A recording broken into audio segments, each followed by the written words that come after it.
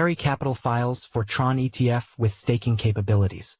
The Securities and Exchange just days ago postponed its decision on Grayscale's request to add staking to its Ethereum ETF products.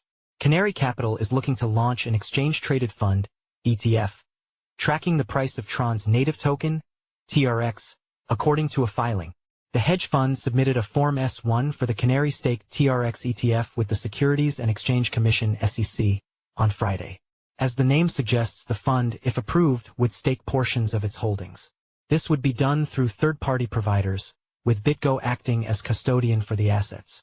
The fund would track TRX's spot price using CoinDesk Indices calculations.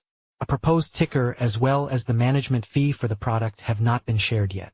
Issuers had initially filed applications for spot Ethereum, ETH, ETFs with the staking feature included, but removed them in an amended filing later in order to receive approval from the SEC on their proposals. While the SEC under former Chair Gary Gensler was strictly against staking, issuers have grown more hopeful that they will be able to add the feature to their spot Ether funds, among others with the appointment of crypto-friendly Chair Paul Atkins. A decision on a February request from Grayscale to allow staking in the Grayscale Ethereum Trust ETF, ETHE, and the Grayscale Ethereum Mini Trust ETF, ETH, was postponed by the regulator just a few days ago. Helene is a New York-based markets reporter at CoinDesk, covering the latest news from Wall Street, the rise of the spot Bitcoin exchange-traded funds, and updates on crypto markets.